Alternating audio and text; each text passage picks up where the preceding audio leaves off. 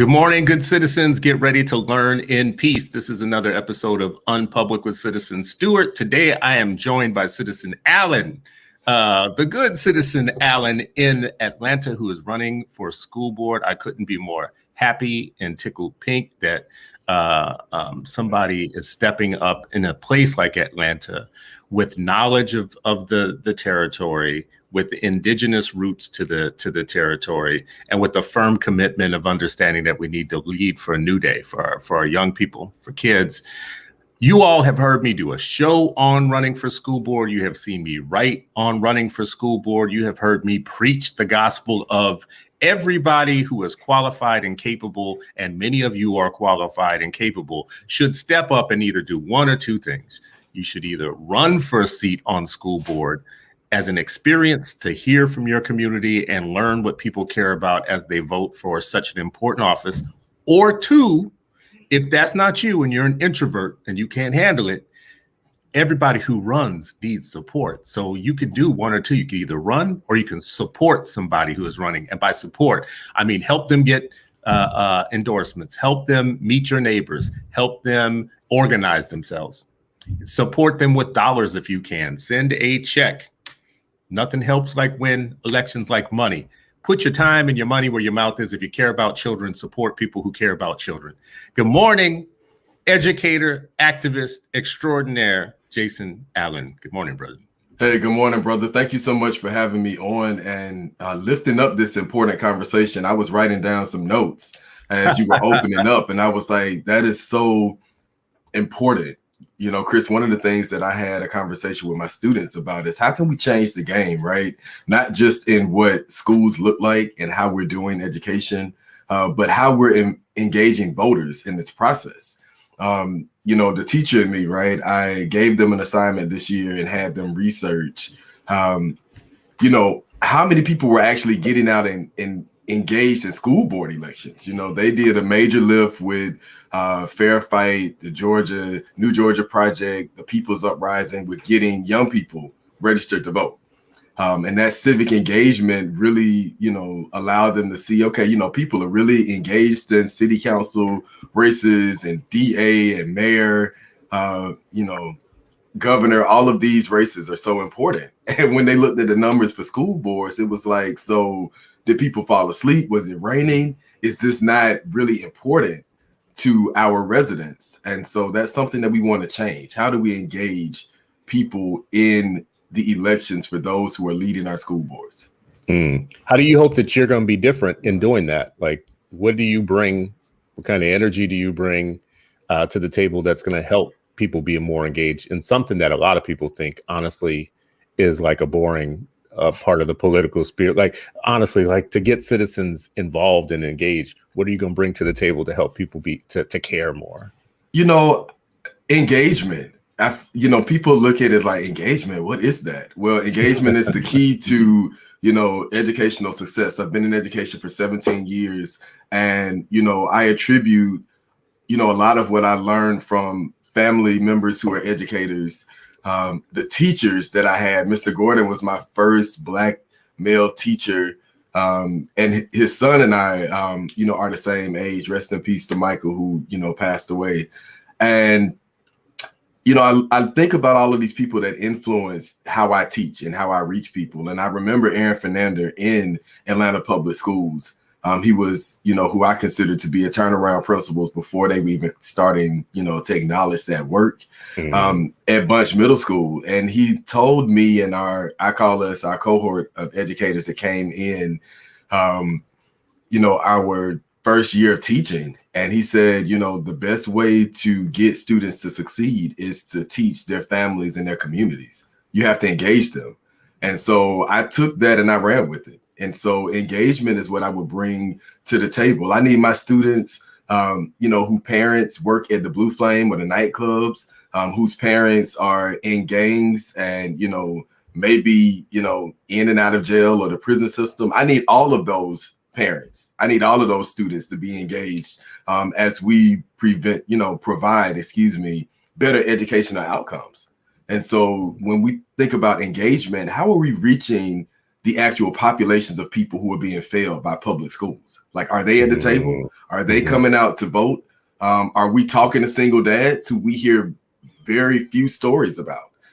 Even with, Juneteenth and Father's Day being celebrated, I did a listening session with single dads, and their number one thing is people feel like we don't exist and we're out here. So how do we reach people whose stories we don't even know are out there? And it starts with engagement. That last part that you just said right there just gives me the chills. For the last couple of weeks, I've been just really excited about spreading the message of make Black fathers visible. Stop seeing us as invisible. So the fact that you've engaged that group already early on in the process, and that you would keep engaging them, like you name it, you identify this is a group I'm going to keep talking to over time, I think could be very powerful for your movement, just in general. People don't see us.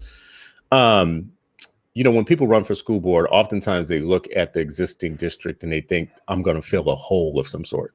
There's like something missing in the leadership. What's the hole that you hope to fill in leadership in your district? What's interesting is that I matriculated through the system, right? Even though it's been some years ago as a student, I know the power that the system has in regards to offering quality educational services. However, I also have been an after-school program director in the same system. I've been a parent liaison who's led parents and helped continue education at home. I've been a teacher, whether it was gifted students that were exceptional learners, general education, special education. I've been a district administrator, building better practices for how we engage and build partnerships with communities and families. And so it's not so much of filling a hole, it's getting the system to move in a direction where either we're going to progressively change or we're going to dismantle and build something new and better. And so either way, one of those directions is going to allow us to provide better educational outcomes for all children. And that seems threatening to a lot of people. It's like, oh my God, he wants to come in and just, change everything. No, it's common sense practices. Common sense practices that can really, again, lead us in one or two directions. Because if we continue to stay in the same place, educational model from 1921 is irrelevant. Like, what are we really preparing our children for? Are we preparing them for, the future, for a new world? Or are we preparing them for old ways that, quite frankly, that's like me trying to put a floppy disk into this laptop that I'm using right now? Good luck with that. Brother, I found like a stack of floppy disks, and there are going to be a good number of people listening to this, watching right now. What's a floppy disk? What's that? I found a stack of them that I know have some of my old poetry and some of my old writing and novels that I did like in the 90s. And I was like, oh, this is dope. I'm about to like pull up a bunch of my old writings, not even thinking for a second, I don't have a single thing in my house that will allow me to look at what's on these floppy disks. I finally found an attachment on Amazon, bought one, and able now to look at my floppies. Anyways, a stream of consciousness thought, those who are listening and watching. What are the outcomes like right now for the students in Atlanta, for young people in Atlanta? And how could they be better? Like, if I was a young person living in Atlanta right now, what's the average kind of experience that I'm having, and how could it be improved?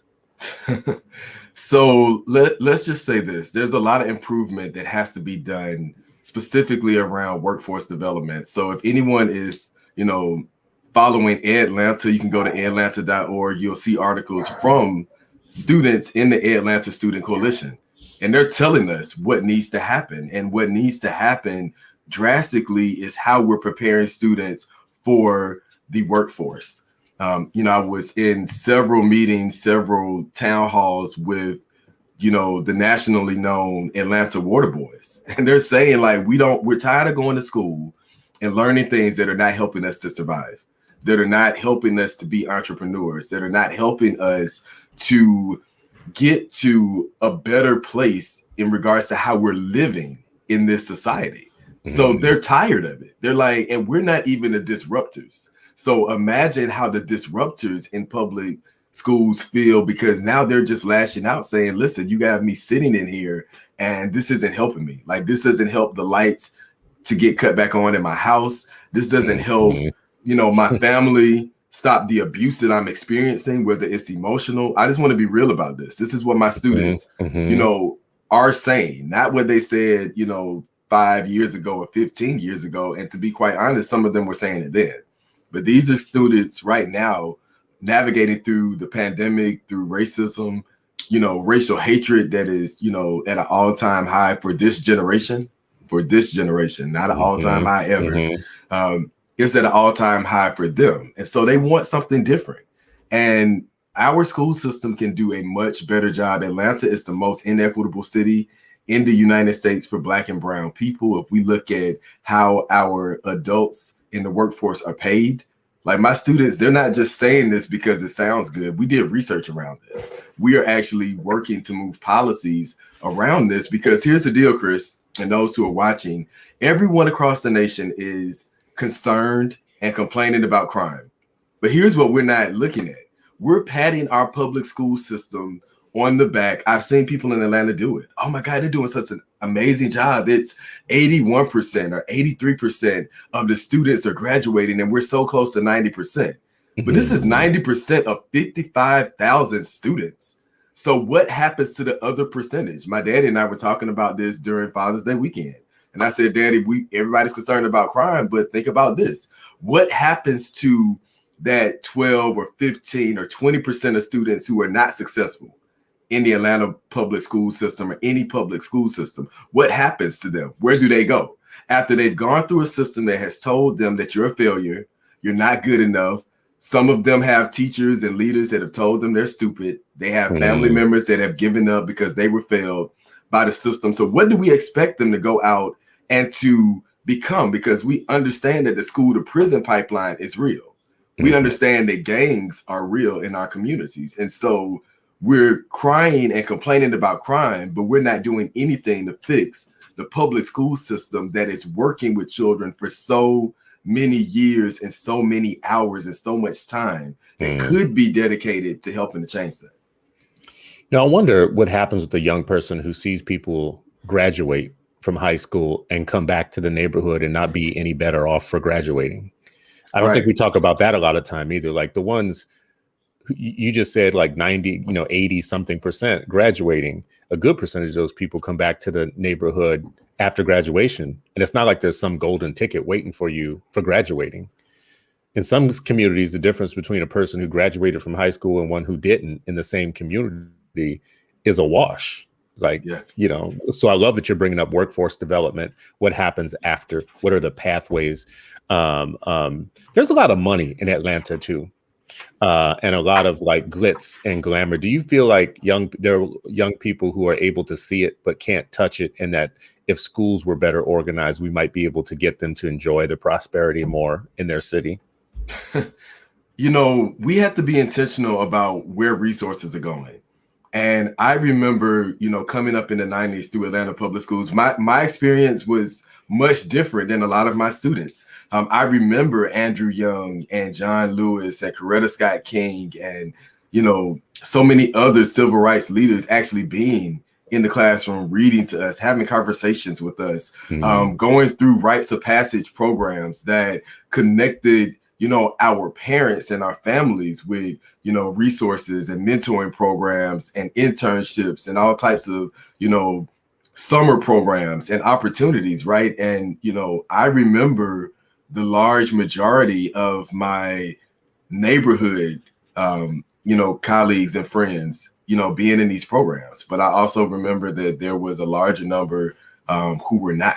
And so there has always been an inequity, a gap in regards to how we're reaching specific communities and families. And so how do we begin that work? And Chris, I want to go back to a point that you made earlier at my last comment about workforce development, where that's important. I know that as a teacher, especially as a special education teacher, what will allow us to see better educational outcomes, and one of the things that I'm including in my platform are transitions.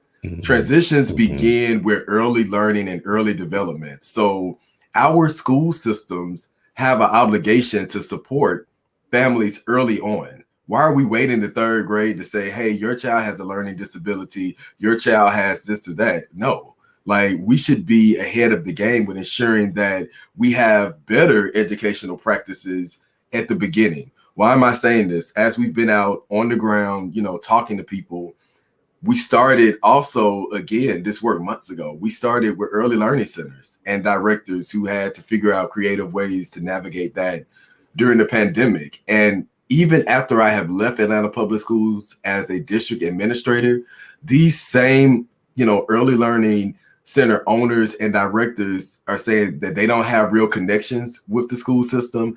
Their curriculums are much different than what is being provided in some of the Atlanta public schools. And so they're doing the best they can by children, but it starts that early. Chris and those who are watching, are our children even getting the right footing to start kindergarten when they go into a public school? And so it's not just third grade any longer.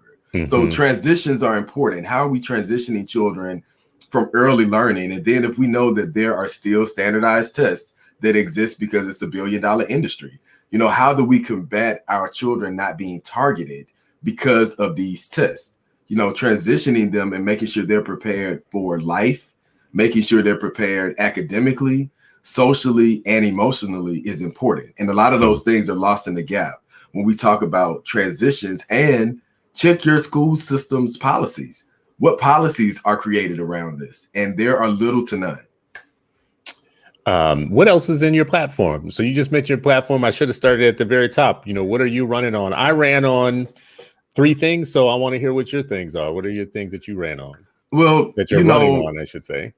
So here's what I believe, that our children cannot wait for a world-class educational system. And I coined that because I specifically remember, Dr. Beverly Hall, and that was a thing for Atlanta, that we want to prepare our children for a world-class educational system. We've been talking about this for decades. When are we going to do it? And so I'm starting there, that I believe that the steps for getting to this world-class educational system to begin this work is simple things that we need to do. What my students would say, common sense things, because they were the first people after my family that I went to and had discussions about, what do you think needs to change? We need to prioritize equitable policies by improving family and community engagement. I just spoke a little bit about that, but also early education and workforce development.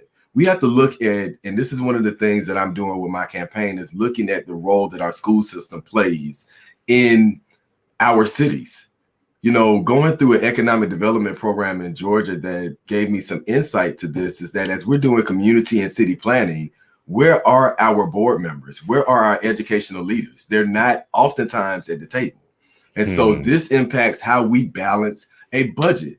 As a teacher, I know the importance of, yes, we're getting academic resources, but if you're not getting me the wraparound services, then I can't really meet the needs of every student. So one of the things that I want to see is improving the way that we balance the budget for academic and the wraparound services that are needed for students to succeed. That means that we may need to rethink setting aside $2 or $3 million for school resource officers, and maybe making a better investment in counselors for every grade level, or for parents and students, and even educators. I'll throw this out here and say that the reality is we do not have a certified or registered nurse in every school.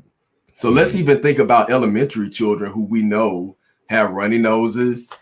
We all know that, right? So we should have better support for them if we really want to be honest about student success. I also want to prioritize feedback and improving flexibility for teachers and instructors in teaching and learning models. Because again, if I'm a teacher and I'm seeing what needs to be done, but there are policies, there is leadership, there is politics that's blocking me from providing children with what they need, those things need to be eliminated. And so that's where I'm starting, Chris. That's what I'm focusing on. That's what I want to bring to the table and make our system something that I know it could be.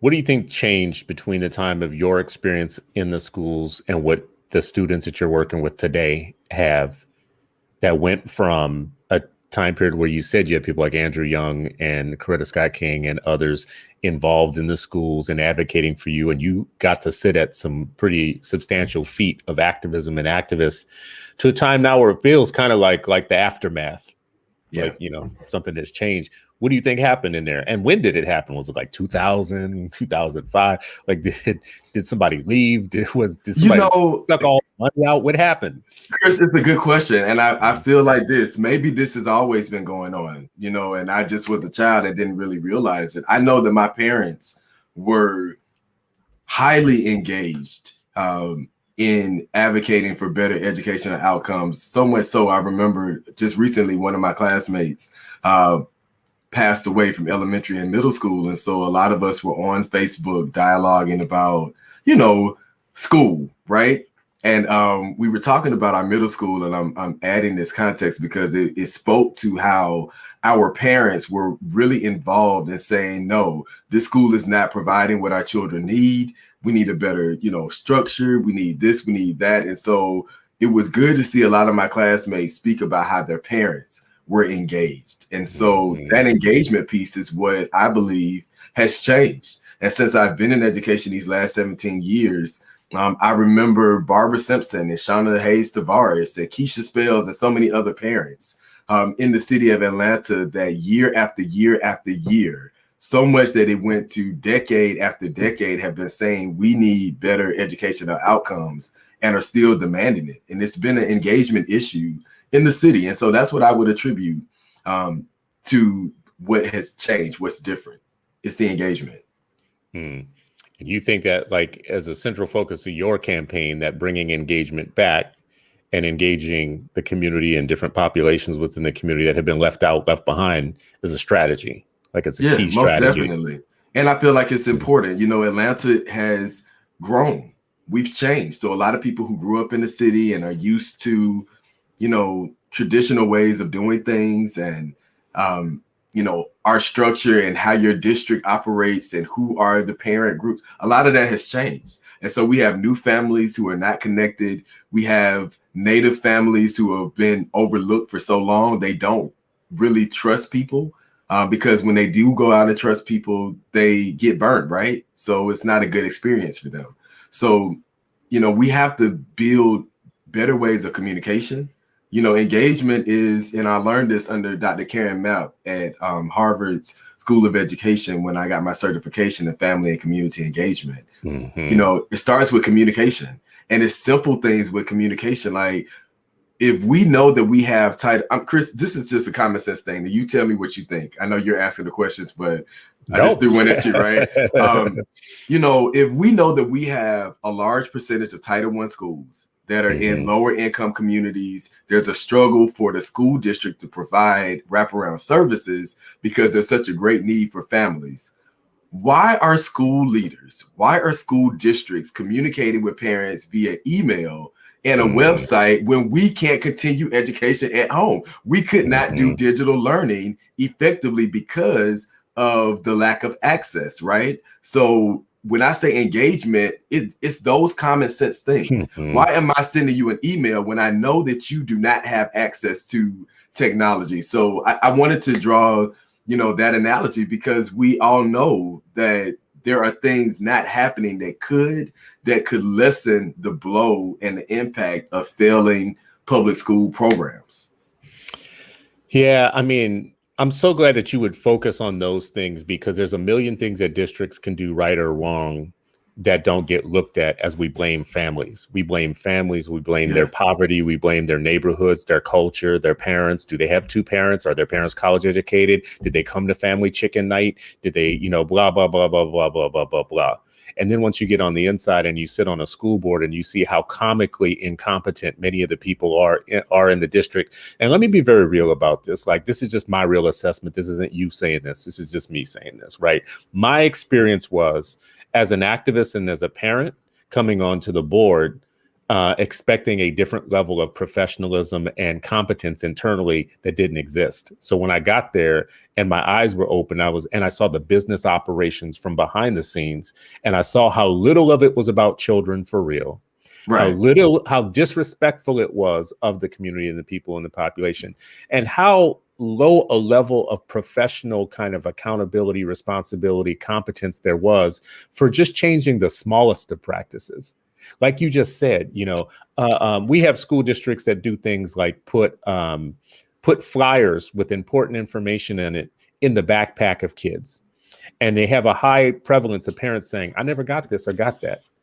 And it's kind of like, well, we put it in backpack. And then I'm kind of like, well, you've been doing that for 15 years and it hasn't ever worked. So why would you keep doing that? Why do we keep doing it? Why would you keep doing that? It doesn't make any. So until you like have somebody who calls the question on your practices, all of them, don't blame families. That was kind of my philosophy was, yes, families matter. Yes, it matters how many books in the house they have. Yes, it matters if they stay in contact and they're engaged. And yes, I'm concerned if they cuss you out when you call them to tell them something about your kid and blah, blah, their kid, blah, blah, blah. Yes, okay. But let's talk about these 99,000 practices that you got going on that you could fix too, because it's easy to talk about the outside. Who's ever going to like hold the inside accountable for the dumb things you do every day that don't work? I'm going to show you a picture. I'm not from Atlanta, and I want you to help me explain the picture because they say the pictures are worth 1,000 words. Okay. And this is a picture. So this picture is worth 1,000 words to me. Now, I know you said the thing about test scores and, you're not maybe a test person or whatnot. But I do like to keep tabs on what's where and who's what and what outcomes are and who's getting what and whatever. So I look for pictures that quickly help me explain. If I came to your city, I would see I don't know if it's listen, I won't get into semantics because people are like, oh, it's an opportunity gap. Is this and that? Whatever it is, we're in the wrong spot of a picture. So I want to know, like whatever you call it. I would love to speak to this. So you see these. I don't know any of these schools. I don't know who's in them, where they're from. I know y'all got some deeply racially, disparate, I guess is the and not just in Atlanta, but in your surrounding. I looked at a couple of your suburbs. They got some weird stuff happening in different places. So help me explain this picture, Jason. So this is the teacher in me, right? So when I go over data like this with my students, I always, this is one of the books that I use. It's called The Atlanta Riot. It talks about race, class, and violence in a New South City. It's by Gregory Mixon. And he speaks about how not just the city of Atlanta, but Chris, to your point, our metro area is racially divided. Atlanta has for a long time, before we expanded and became, this Mecca, and in the words of my, fellow Astro TI, who would say that we are Wakanda, we have always been the tale of two cities. And so what this achievement versus challenge index reflects is how Atlanta is really, two cities. You start up north, and this is what Gwinnett looks like in Cobb County, and DeKalb, which even is the largest, county for Black people. There's still a pocket, right? It's always that pocket. And so for Atlanta, if you start in the area that is closest to the title achievement versus challenge, those are North cluster schools. That's the Buckhead area. That's Midtown. So that's a more wealthy high tax base. Yeah. Let's say that. That's a high tax base. So there's more money there. Yes, more money, more resources. So tell me about Fane. Let's jump to Fane down here. Okay, let's go to Fane, which is in the Fane, Douglas cluster. Yes, Parkside, all these. What's happening with? So those, I would imagine, not being from Atlanta, are in lower resourced communities. Well, they are in lower resource communities that are changing. So 5 years from now, that data will probably look a little different because, people that are moving into the city that can afford, a $300,000 home, they're getting the homes from those families who, had a, median income of, maybe $55,000 to $75,000. So those families that represent the blue, that are between $30,000 to $80,000. 80 is a reach, but we'll include it for the few that have it. They represent the southern western area that you see towards the bottom. And so that's now starting to change because they're getting priced out, which we're seeing happening across the nation. They're getting priced out of their homes. And so, Mhm. you know, So I told, gentrification is yeah, coming. oh, gentrification Yeah. is everywhere. I told Yeah. parents this 10 years ago as a district administrator that poverty is moving south. And so that middle area, and I'm doing it with my mouse like it's on my screen. Mhm. But that middle area, Yeah. you know, that used to be a little bit more progressive. It used to be a little more, the circles used to be a little darker. And now it's So how do starting to we move. change this picture though? This is what I don't understand though. Well, There's economic kind of situations in every city. yeah. You're going to tell a similar story to this, but this stark contrast between white and black, I think is you know, W.E.B. Du Bois said that, you know, the question of the century was going to be the color line in the last century. He Yeah. said that in the last century. In this century, we're looking at a picture right now that tells us that the biggest challenge is still the color line. Like, look at the regression here, the racial regression line here. Is it's a prophecy of what the future looks like. If these are kids, this is tomorrow. This is what tomorrow looks like if all of these are kids. And the black future and the white future couldn't be more different when I look at something like this. How does a school district look at this in terms of what they can control? Well, You know? the school district definitely can control the educational outcomes of students. Are our students prepared? Are our students knowledgeable about these things? You know, when we hear the, you know, smoke and mirrors around critical race theory, it's preposterous to me. I think that my school leader, Christina Guillen, says it best, that we don't teach critical race theory, right? We teach theories in science. We teach critical race fact. And so even going back to the Atlanta riot, you know, a lot of the text that I'm looking at on my shelf that I use with my students, it's important for them to understand what a global market, a global society looks like. And too often our children are being weighed down with curriculum one that does not reflect them. So when we think about critical race theory, it's really to take our focus off of the fact that the majority of public school systems in the United States of America do not have multicultural curriculums, right? So we have students in the Atlanta Student Coalition right now who are advocating for multicultural curriculum. We should be able to, you know, have Black studies classes. We should be able to have Hispanic or Latina, you know, classes that teach us about the culture and the history, et cetera, so forth. Those things are important. And so how do we begin to change the outcomes of our students, giving them the things that will help them to be successful? So how are they going to be engaged, successful citizens? And here's what people have to remember and think about. We took citizenship, some people, depending on how old you are, it was for one semester. Maybe it was for 1 year. So I'm going to learn how to be a productive and engaged citizen in 1 year of my entire public school, you know, matriculation or career. And that's crazy to me. Like, we have to definitely change that, especially when we look at economic development, what's happening in the workforce. We see workers on the front lines that are saying, listen, we're risking our lives for pennies on the dollar. People are not even valuing our lives, and we can't even sustain ourselves. You know, I'll also add this, Chris, when we look at public education, look at your local school district. For Atlanta, there's about 30% of the workforce that would be considered the working poor. These are people that are making less than $40,000, $35,000. These are parents in the city of Atlanta. These are bus drivers. These are paraprofessionals. I'm a special education teacher. I can tell you right now, we need paraprofessionals.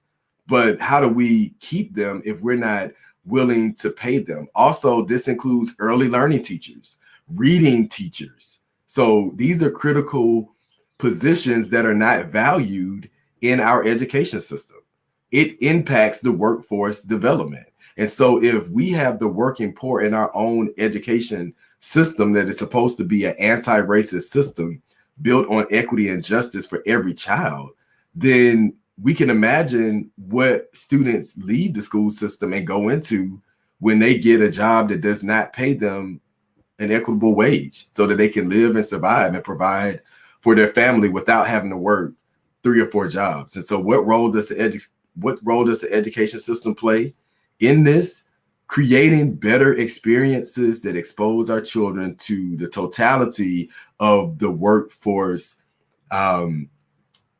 centers, so that we're not just focusing on training our students, in particular Black and brown students, to be just good factory workers. They should be exposed to all types of possibilities and careers.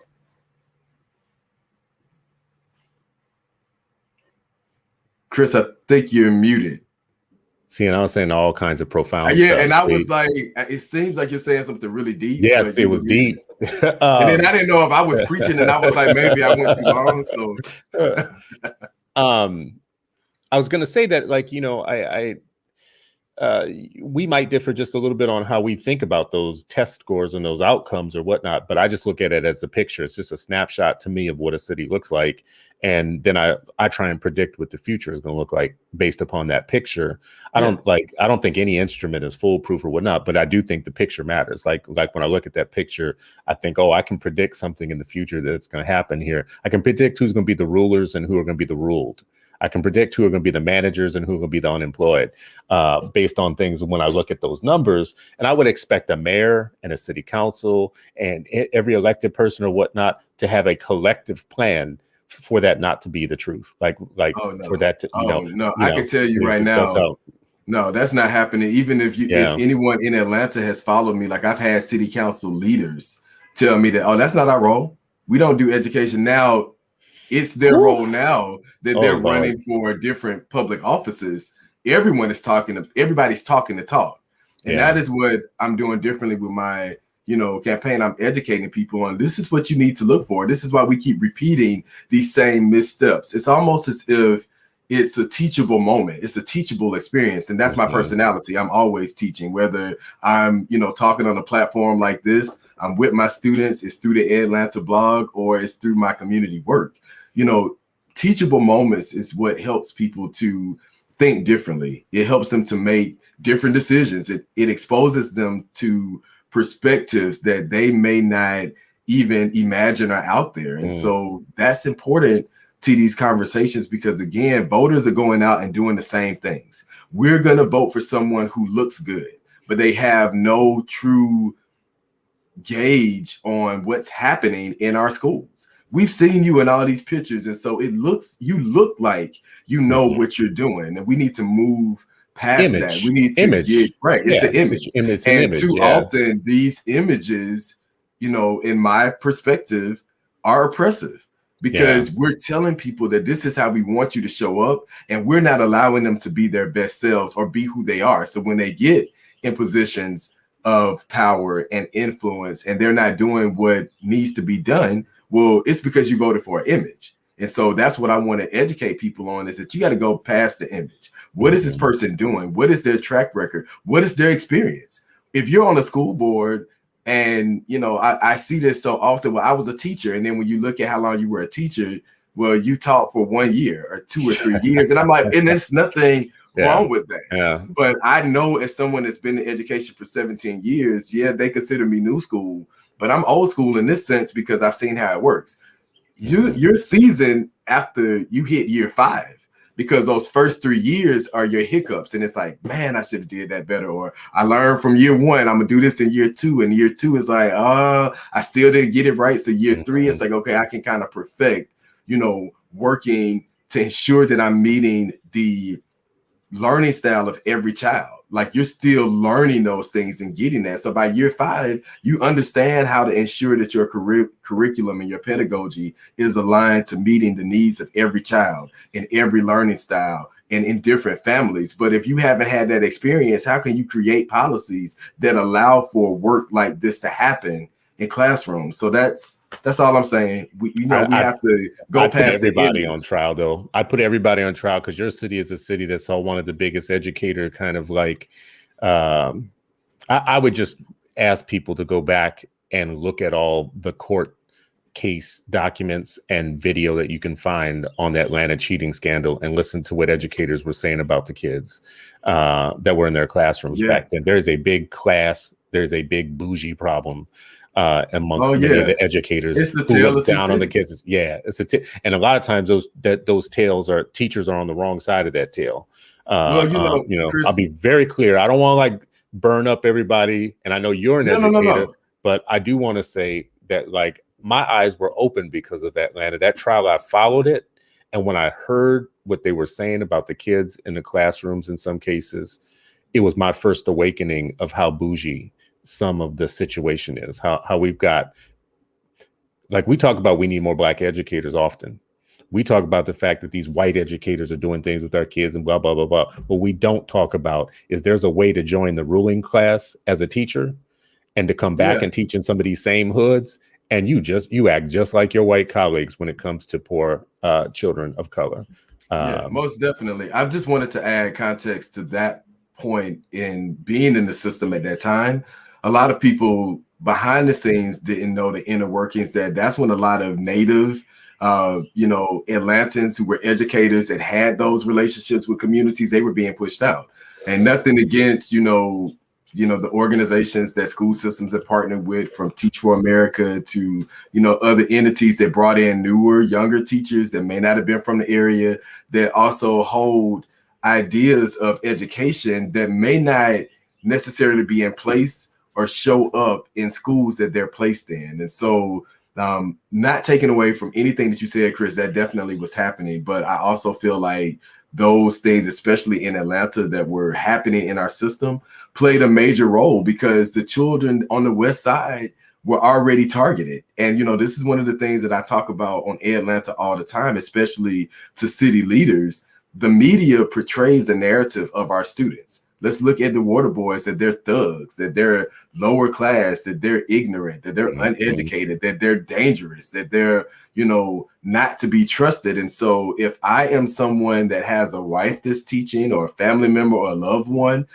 I'm going to communicate that to them. So all of those factors, play a role in helping people to. This is a special education teacher in me because I'm studying this in my master's program. It impacts the psyche of how people view our students. And so you could go in with the best of intentions, but again, if you don't have that within yourself to know that this is my calling, this is why I'm an educator, this is why I'm standing before children, and this is the influence that I want to have on them, then you are no longer an innovator. You become a gatekeeper and you've become an oppressor. And so to your point, educators do just that. And it's not just because of any barrier. It could just be because of their own biases that they did not really tap into, because again, people may not value education, but teachers have power. If you ever stood in front of a classroom and could command a classroom and get people to, listen to what you're saying, and they take the data and they're into it, like, there's power that comes with that. And so how are teachers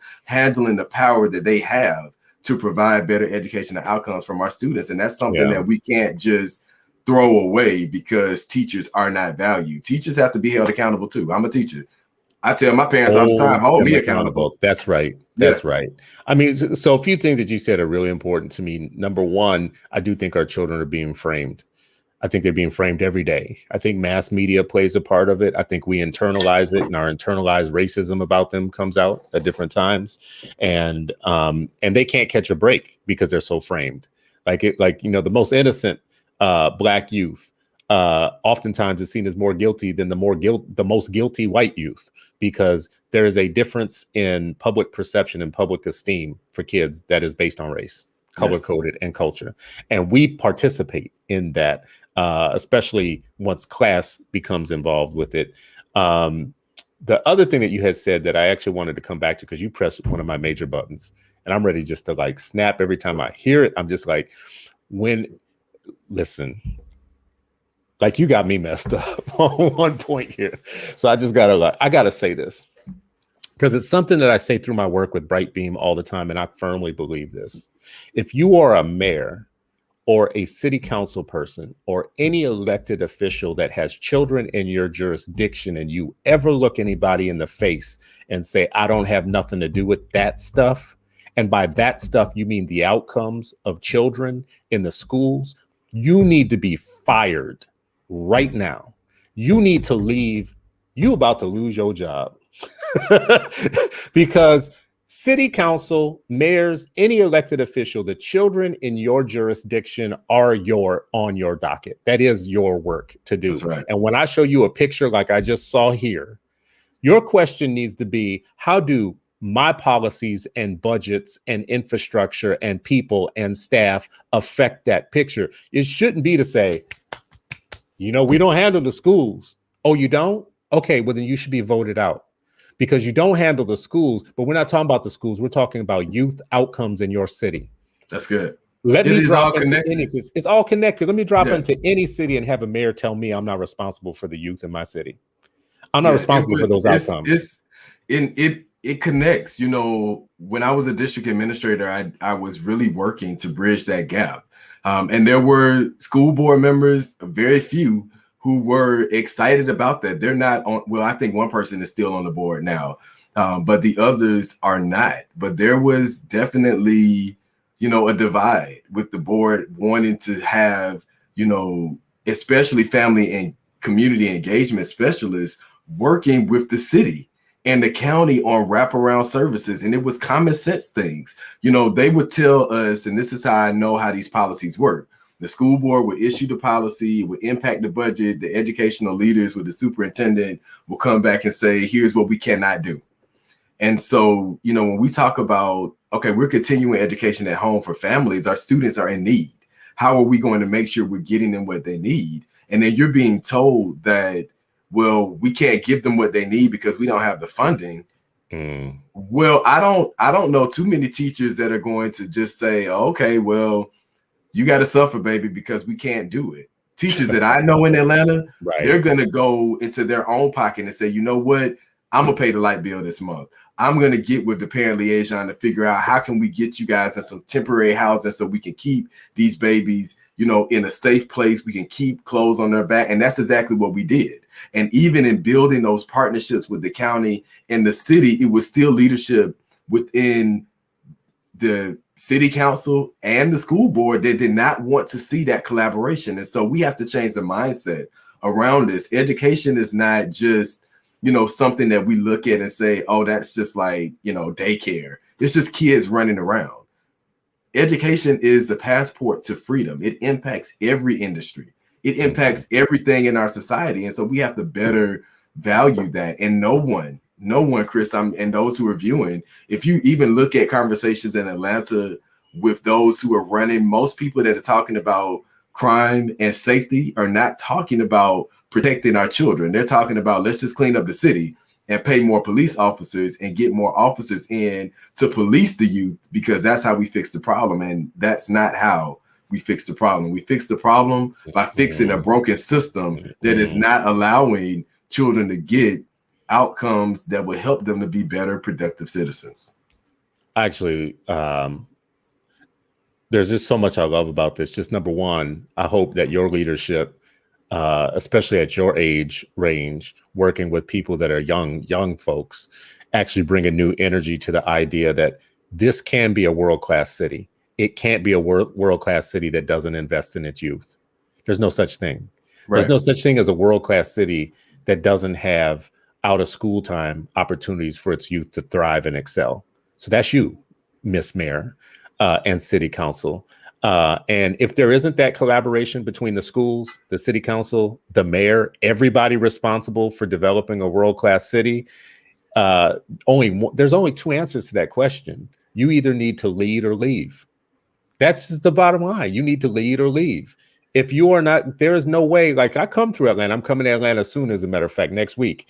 And when you come into Atlanta, a lot of times in the airport, there's a message from the mayor, about Atlanta. Like, we're world class and this and that, the other, and you hear messages about we lead and this, that, and the other. And I catch stuff from a distance. You cannot actually have that as your stereotype if you are not leading on opportunity for youth.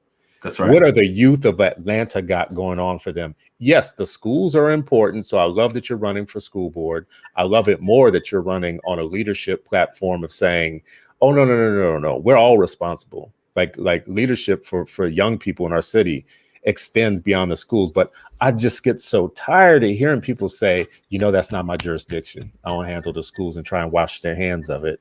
Yeah. So hopefully you can push them on that. Well, no, I mean, but Chris, to your point, it's almost like this, and I made this statement to the students the other day. One of them was extremely frustrated with the Democrats. And I said, the Democrats and the Republicans, they're two wings on the same bird. And, we have to think about, if we have elected officials who cannot work with community leaders, who cannot connect with nonprofit organizations. This is why Atlanta has been very intentional about who we've been having on our one-on-one series. When we talk with families and we talk with these students in our weekly meetings, they're like, Mr. Allen, you're talking about resources about this. Where are they at? And so I started bringing the resources to Atlanta, like, for months on end, every week bringing in different groups, and people tell us every week, wow, I didn't know that this was here.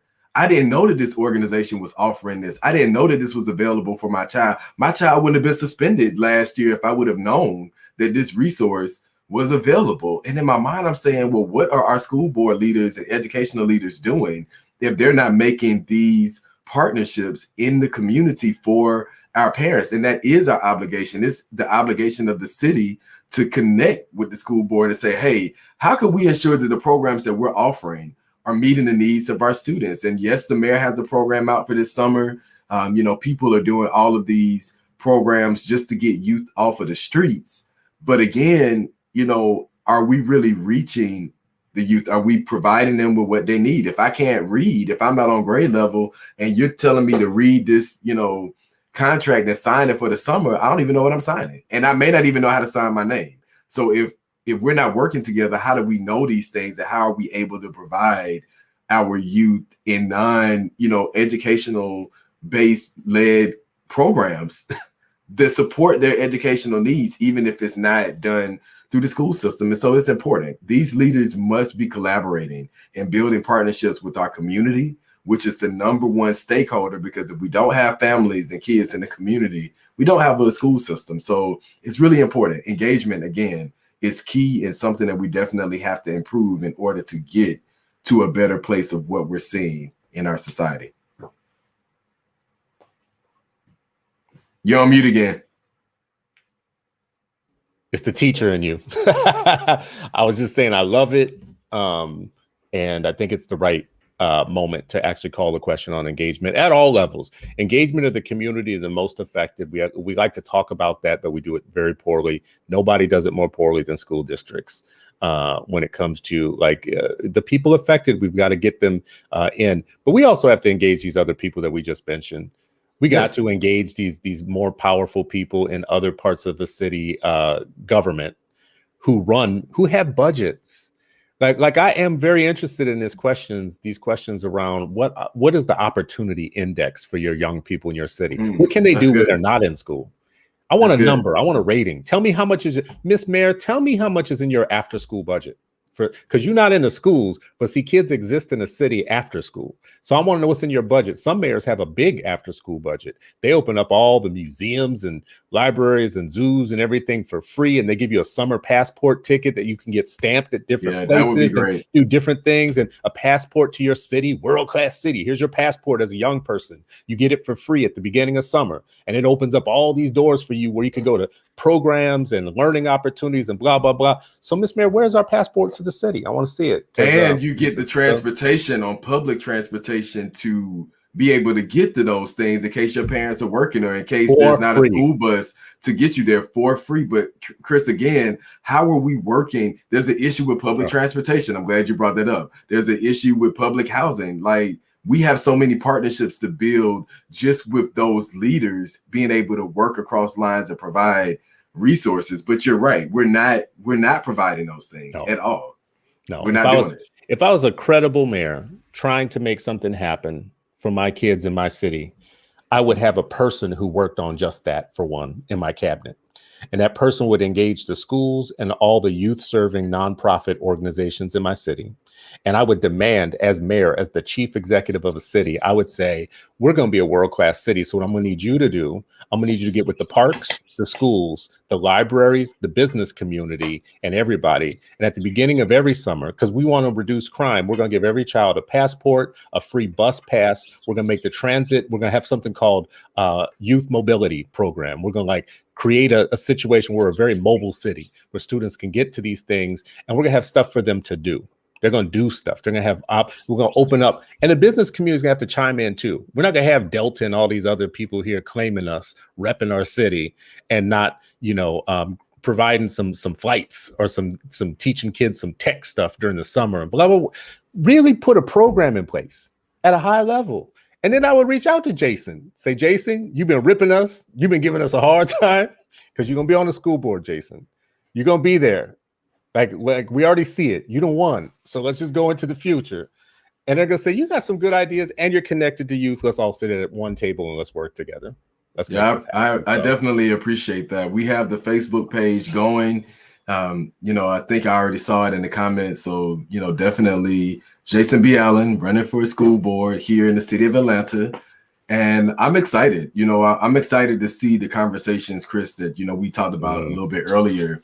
Again, from people who for too far long have been overlooked. They have not been engaged in this process. One population is near and dear to my heart are grandparents raising school-age children, who I support in the city through my family's foundation, Lily's Foundation for Change. And, there are a lot of issues that grandparents face, especially with, the transition of, their child, whether they've been incarcerated or, unfortunately are no longer with us. The lack of social emotional resources and support around that. Our school districts have to be more intentional about teaching and educating the whole child.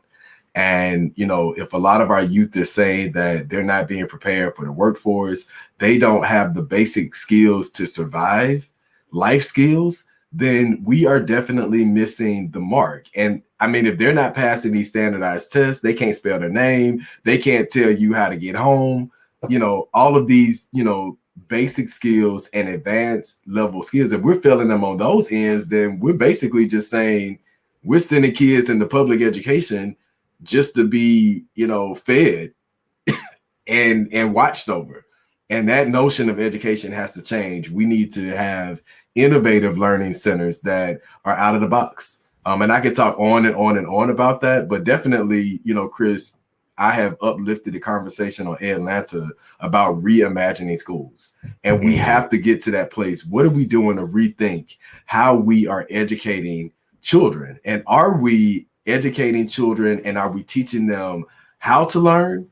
Or are we telling them what they need to know? And instead of them, having input and engagement in that process. And so that's a big question that parents, school leaders, stakeholders should be asking about their school system. Are we teaching children how to learn? Or are we just telling them what we believe they need to know?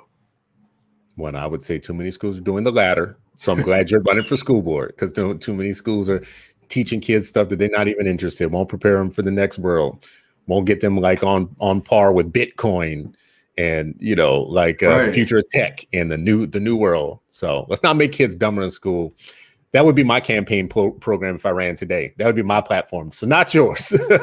But everybody listening and watching, thank you for spending an hour with us today. This has been an hour with Jason B. Allen, who is running for school board. I put it in the comments. You can find his Facebook page to help support in any way that you can, if you so choose, after hearing an hour of Jason's platform. I really believe in the civic process. I really support people stepping up.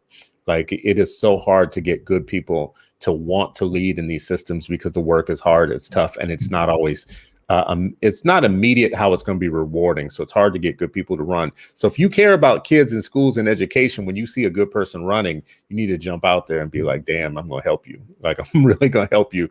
And so, Jason, anything I can do to help, let me know. You definitely know that I will. So, and, I appreciate this opportunity. I'm seeing some of the comments, so I appreciate all those who, have liked this conversation and, think that some of the things that I'm saying make sense. I will hope they do, because I know, being an educator, there are definitely things that we can Mm-hmm. do that will really help make this change. So again, if you go to the Facebook page, there are ways to donate. And also, you know, we are being very creative about how we're engaging people in volunteering and our outreach program. And it's going to change. You know, Chris, that's what we focused on in Atlanta this year with the blog and the advocacy is changing the game. And so we're changing the game and how people are getting engaged. And so my campaign is going to change the game around how people are engaged in the school board election and process. It'll be something that people have never seen before in Atlanta. And it's going to definitely be the first step in truly doing what needs to be done for our kids.